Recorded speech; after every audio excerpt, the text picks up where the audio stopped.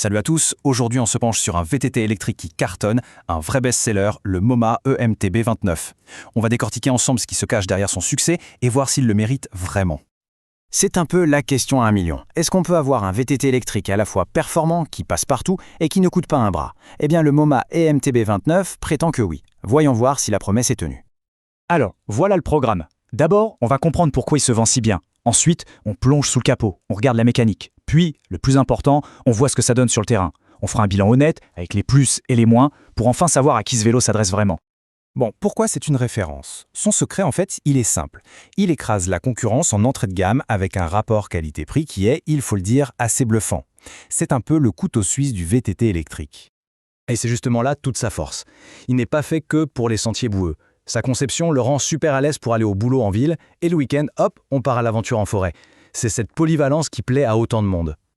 Allez, passons aux choses sérieuses, la mécanique. Parce que les fiches techniques, c'est bien, mais qu'est-ce que ces chiffres veulent dire dans la vraie vie, quand on est sur le vélo? C'est ce qu'on va voir tout de suite.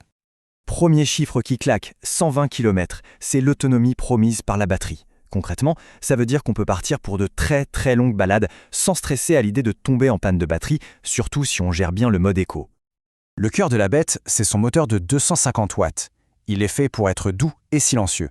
Mais le plus intéressant, c'est le couple, 55 Nm. En français, ça veut dire que dès le premier coup de pédale, on sent une bonne poussée, franche et immédiate, idéale pour s'arracher dans les côtes. Côté poids, on est sur 26 kg. Bon, ce n'est pas un poids-plume, on est d'accord, c'est le prix à payer pour avoir un cadre en alu bien solide. L'avantage, c'est que ça lui donne une super stabilité. L'inconvénient, on en reparlera, c'est que ça le rend un peu moins joueur dans les petits virages. Ce qui est vraiment bien pensé, c'est la gestion de cette puissance. Avec 5 niveaux d'assistance, on a vraiment le choix. On peut se mettre en mode éco pour faire durer la batterie sur du plat, ou alors passer en mode boost pour attaquer une montée bien raide sans cracher ses poumons. Assez de chiffres. Comment tout ça se traduit une fois qu'on est en selle? On va voir si les sensations sont au rendez-vous quand on le pousse un peu dans ses retranchements.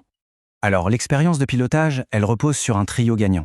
D'abord, la fourche Suntour, elle fait bien son boulot pour gommer les bosses et rendre le tout plus confortable. Ensuite, les gros pneus Kenda de 29 pouces, ils accrochent super bien au sol. Et enfin, les freins à disque hydraulique. Ça freine fort et ça freine bien, même sous la pluie. C'est sécurisant. Pour les vitesses, MoMA a joué la carte de la sécurité avec du Shimano Altus. C'est pas du haut de gamme, mais c'est une valeur sûre, c'est fiable. Avec 24 vitesses, on a toujours le bon braquet sous la main, que ce soit pour rouler vite sur le plat ou pour mouliner dans une grosse montée.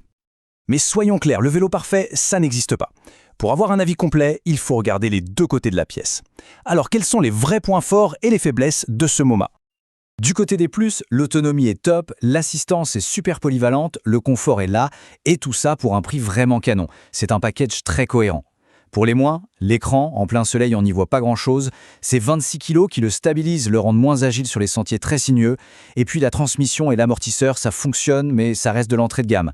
Ça peut manquer un peu de précision si on roule de manière très intensive. Bon, alors, au final, pour qui est fait ce VTT électrique? On fait le bilan et on dresse le portrait robot du cycliste qui serait le plus heureux avec ce vélo. L'argument massu, c'est bien sûr son prix. À moins de 1 440 €, c'est l'un des VTT électriques les moins chers du marché pour ce qu'il propose. Et ça, forcément, ça le rend accessible à beaucoup de monde. Le verdict est donc assez simple. Ce vélo, c'est un excellent choix pour une personne qui débute en VTT électrique et qui ne veut pas casser sa tirelire. C'est aussi parfait pour les balades en famille ou pour les citadins qui veulent un vélo pour s'échapper le week-end. En fait, cette phrase résume tout à la perfection. Le MoMA EMTB29, il ne va pas chercher à battre des records. Son vrai talent, c'est son équilibre. C'est un vélo à tout faire et il le fait bien sans jamais être intimidant ou trop cher. La question finale, c'est donc de savoir si cet équilibre entre polyvalence, confort et prix est celui qui correspond à ses propres attentes. Ce MoMA EMTB29 pourrait-il être le bon compagnon pour de nouvelles aventures? C'est à chacun de voir.